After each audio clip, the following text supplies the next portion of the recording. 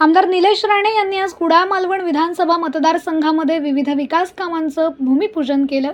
यामध्ये पाणी पुरवठा, पर्यटन, वीज, दळणवळण आणि शैक्षणिक सुविधा अशा एकूण 9 महत्त्वपूर्ण कामांचा शुभारंभ करण्यात आला। आमदार राणे यांच्या हस्ते ऐतिहासिक कलेश्वर मंदिराच्या परिसरात अत्यंत महत्त्वाच्या असलेल्या जलशुद्धीकरण प्रकल्पाचा शुभारंभ करण्यात आला। या प्रकल्पामुळे नेरूरमधील ग्रामस्थांना आता कायमस्वरूपी शुद्ध पिण्याचे पाणी उपलब्ध होणार असून अनेक वर्षांची पाण्याची समस्या सुटली आहे।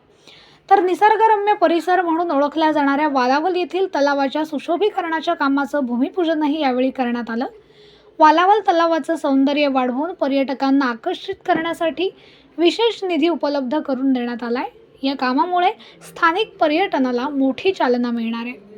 आज सकाळपासून आणि आता अजून 2 मला वाटतं कार्यक्रम शिल्लक आहेत। जवळपास 9 आज विकास कामांची भूमिपूजन असतील, लोकार्पण असेल, अशा 9 कामांचा आज सगळा टाइम टेबल आहे।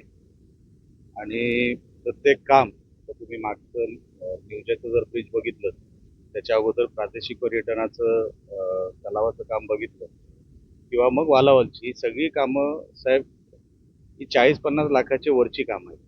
म्हणजे पाट तलाव तर हा 5 कोटीच्या घरात जाणार, तो तो जो फंड आहे तो। हे काम पण आता मला वाटतं 40-50 25 लाखाचं हे काम आहे। त्याच्या अगोदर जी काही कामं आपण बघितली ती 40-50 लाखाची प्रत्येक काही एकीकडे आपण वालावलमध्ये ट्रान्सफॉर्मर देखील दिलेलं आहे। ही सगळी कामं, विकास कामं अनेक वर्षांपासून रखडलेली होती। 10 वर्ष या कामांची मागणी होती, कधी पूर्णत्वास गेली नाही, कधी फंड आला नाही आणि अनेक वर्षांनी हा फंड आला, ती कामं इम्प्लिमेंट झाली, पूर्ण झाली, काही ठिकाणी लोकार्पण झाली। म्हणजे निवजाचा ब्रिज जर तुम्ही बघितला तो 65 लाखामध्ये आम्ही कंप्लीट केला। त्याची ओरिजिनल वर्क ऑर्डर 90-95 लाखाची होती। कमी खर्चामध्ये आम्ही तो ब्रिज चांगल्या दर्जाचा उभा करून दाखवला।